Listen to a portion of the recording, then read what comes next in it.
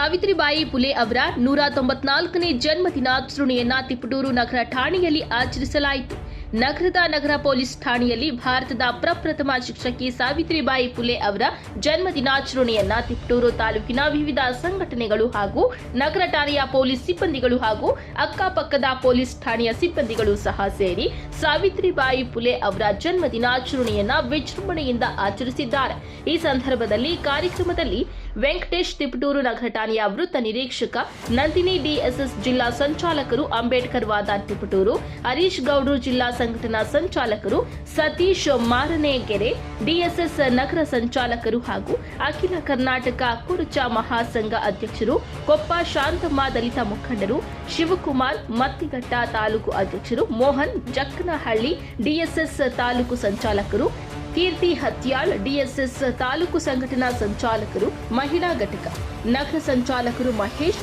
ಭವ್ಯ, ಸೌಮ್ಯ, ಶ್ರುತಿ, ಸೌಮ್ಯ, ಹೇಮಾ, ಸೀಮಾ, ಕಮಲಾ, ಅಶ್ವಿನಿ ಹಾಗೂ ಮಾರನೆಗೆರೆ ಯುವಕರ ಬಳಗ ಇನ್ನು ಮುಂತಾದವರು ಹಾಜರಿದ್ದರು.